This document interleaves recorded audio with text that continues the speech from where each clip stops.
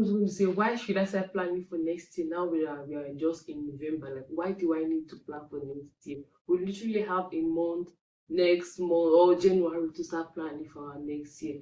But the Bible makes me to understand that about the 10 virgins. Why were there 10 virgins? There were 10 virgins, 5 were wise, and another 5 were foolish. Why were those 5 people called foolish? Why? Literally, why? They planned to enter the next year. They're already prepared, waiting for the bridegroom, already with a lantern. What made them foolish? The reason why they were foolish was because they did not have one thing, and that one thing was what? Oil, extra oil. This is why you need to start planning for next year. A building without a plan, a building without a structure is going to what? Collapse.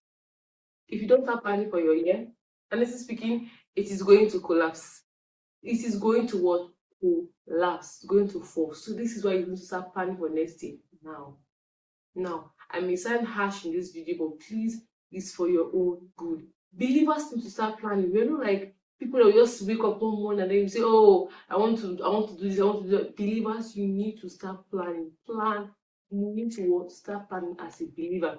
How are we going to now plan for this next year we are talking about? How are we going to plan for next year? Number one, create a vision board. Create a vision board. You don't want to just be living life anyhow life brings to you, life takes anyhow. Create a vision board. The Bible says that we should create. When Jesus Christ was about to come 100 years ago, there was this thing already becoming. They said a Messiah will come. A Messiah will come. In the book of Isaiah, it was saying about a Messiah that will come, that will bring freedom to the world. Far back 100 years ago, more than 100 years ago, somebody said a Messiah will come. A Messiah, what is that one? There has been a vision. Start creating a vision board. Start creating. The reason why I moved from my one-room apartment, face me, I face your apartment. If you're in Nigeria, you understand, to a now better apartment. It's because of one thing, and that one thing was a vision, a plan. Even before the year run out, even before the year started, I said, okay, I'm going to leave this particular place that I am. Vision board. It was on my vision board. Start planning for your year. Start it now. Number one, create a vision board. After creating a vision board, I want you to because I really like jot a lot of things down that I want to like say. The next thing we'll say is write it down. In the book of Habakkuk, I'll put it on the screen. Bible says, write it down. You have gotten an idea, gotten a vision. Write it down. Have a jotter, have a notebook, have something, your note app. Write what you want to do down. Now, when I wrote the things I want God to do for me down, and when I saw them, I actually created a vision board, but I also wrote what I want God to do for me down. And when I saw it, I was so surprised. Like, I was scared. I was shocked. I was telling God that I wrote a lot of things down. I was telling God that I want to move out from where I was. I want to have something doing. I want this. I want that. I told God what I wanted. And when I was going, take some days to my bed, maybe after my bed, I was just going through what God has done for me. I was surprised. I was wowed. I was like, wow. Thank God I wrote it down. Thank God I wrote it. Write it down. So when God starts to do the things for you, you know, like, what have God even done for me? Say, when I went back to my book, that's my book, the journal, I was so grateful. I was so grateful. So for you not to be an ingrate, for you to actually be grateful, you need to write it down. Write it down. Oh God, this is what I want you to do for me. Yeah, write it down. Now the second thing is remove laziness. Now, when Bible was using an example to give us an example about laziness, talk about an ants. In Bible, they were like, when I was there, they were like, Bible did not use anything to give us reference. Talking about an ant. Bible used an ant to give us reference. Look at the ants, how hardworking they are. We want to do everything. We want to be rich. We want to do this. We want to do that. We want to do everything, but we are lazy. We are so lazy. Like that word called laziness. We are so lazy. Like we won't do anything but one miracle to fall, manna to fall from heaven and feed us. We are very lazy. You can be so lazy. As a believer, you are ought not to be lazy. You are ought not to be lazy. For the journey is what? The journey is great. You are ought not to be lazy. Oh. you are ought not to be for the journey what journey is going to be wrong. You ought not to be. Remove laziness. Be disciplined. A lot of people, some people create vision board. Under this remove laziness, I want to talk about vision board, guys, not touch it. People create vision board, they put gym, they put money, they put education. God wants to prosper. Even going to the gym, God said, even as our soul will prosper, He wants our physical body to prosper. Even down to our soul, that as our soul prospers, our physical bodies can also prosper. So if it's your plan to go to the gym next year, it is actually good. God wants you to go to the gym. If it's your plan for you to talk about money, God said a cattle in the towels his are what are his. A towel like I became poor that I might be rich is who God said it. If you desire to have money, literally, God wanted to have money. So not saying maybe God want me to be poor. No, no, no. That lie is from the pit of hell. God wants you to what be rich. So they're creating to your vision board, good and fine. Oh, maybe God does not want us to go to school. God says that study should show thyself what approved. God wants you to study. God wants you to have that A. And Daniel was Harvard, and excellent spirit was found in Daniel. God wants you, his children, his believers, to have that excellent spirit. He wants you to excel. Downfall of his children. And desire his prosperity of his children. So whatever thing, whatever things that are true, whatever things that are what good, God think those things towards you. He think those things towards you. Stop having that negative mindset towards yourself.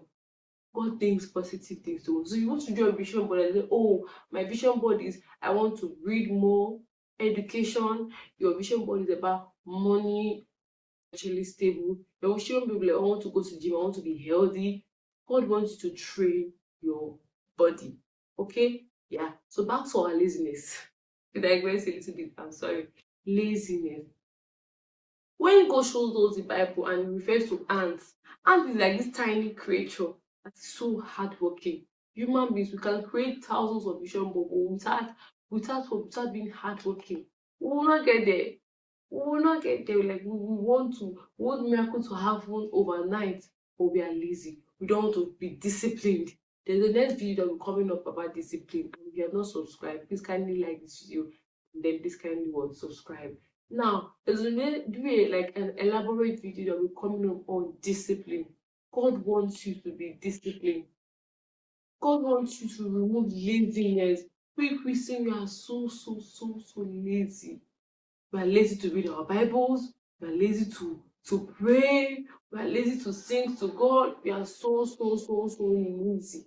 God wants to remove what? Laziness. This 2026, you have to eradicate laziness from your life. Eradicate it, remove it, remove it. God wants us to work, to be hardworking. And now, I'm actually using my data as another thing. And now, God wants to work for us to stop complaining. Oh my God. This, when I was receiving this word, like, I was like, I want to create this topic. And I was using this word, stop complaining. That word, voice that touched me a lot. I will complain. I will so much complain about how I did not come from a rich family. I will so much complain about how I was not doing well financially. I will so much I will blame the government. I will blame the system. I will blame everything. I was complaining a lot. Like I was complaining so much. Like I was complaining so much. And then God said to them, stop. And I heard the word that said, stop complaining. Stop. Like literally, if you're complaining, you're expanding the problem. Like you don't even think of the solution when you are complaining. You're always complaining. You shouldn't use the word complaining, and God hates complaining. Stop complaining. You guys complain a lot to 2025. Don't carry complaints to 2026, please. For your own good, stop complaining. You complain too much. Stop complaining and start doing little things to get the work to done. Oh, I want to save. Let's say I'll save 100K. Start putting in 1,000. Start putting in 100 naira. Stop complaining. Oh, hey, how my papa get this money now? Stop complaining. As Christians, we complain too much.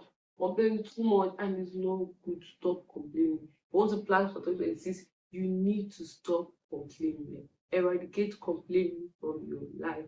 Eliminate complaints. We murmur, we complain too much. Now, the fourth thing that I learned that that I want to share is, as a Christian, to plan for 2026, is dwell in his presence. Now, under dwelling in his presence, we have thanksgiving, singing, and praying. Dwell in his presence as. Now, I don't know if you guys have heard of Hallelujah Challenge, but a lot of things happen in my life as a result of that Hallelujah Challenge. When I said she danced like a miracle, funny enough, I did not really have another phone, so I was using this my phone. I was using to film now. I was using that same phone to listen to watch the Hallelujah Challenge. A lot of things happen in my life. A lot of things happen after I finished the Hallelujah Challenge. A lot of things happened in my life. First of all, I was believing God for a lot of things, and God ticked the boxes. It ticked a lot of boxes. A lot. God ticked the boxes. What did I learn from that? I learned that I have to dwell and trust in God. I have to dwell and trust in God. You have to dwell there. It was at the dwelling when I was trying, like, why is my life like this? Why am I stagnant? Why is God just want me to just dwell, devote some minutes and dwell, sing. I was singing that leadership, going to sing. You are going to do things like, no, we say you should thank God. You're going to thank God. That way, when you thank God, you are removing complaint. You are removing complaint. You have to thank. I was thanking God for things that God has not even done for me. I was thanking God for where I am. Then, oh, if you see me there, you're gonna cry. I'm thanking God for where I was. Like, okay, God, thank you that I'm alive. At least thank you that I'm eating. Thank you that I have money to buy data. Join this challenge. I was thanking God for little things that I want to say. Thank God. I was thanking God for a lot of things. Basically, this is how for you to prepare for 2026. Remember when in children of Israel we were going to war, and it was so funny. And what God told them that you should praise. You can imagine you're going for war, and what God told you that you should praise. What happened when they praised God? Before they reached there, these people, the different nations gathered against the children of Israel. What did they do? When God said you should praise, God just said, don't think about this thing, just praise. The children of Israel, before they went there, this was killing them. This was killing himself, this was killing himself. They killed themselves. And when they went there, they saw the whole thing. They give glory to who? To God. Once you're going for a weapon, God said, call the musicians, call this one. It's funny, right? It's even funny to me, but this is what God wants to do this year. Like, God wants us to praise Him. God wants us to do thanksgiving. God wants us to dwell, dwell. This last part is going to be elaborate, like dwell in His presence. I'm trying as much as possible not to make this video long, but God wants us to dwell in His presence as a believer, or no, just dwell. Ask God for inspiration. Ask God for His ideas. Ask God for His blessings to work next year. Camp there, just dwell there, and see how your life is going to change. What I was praying for and crying for, immediately I dwell there. It took God not less than a month. Like everything that was crying, making me have sleepless nights at that point, God solved it.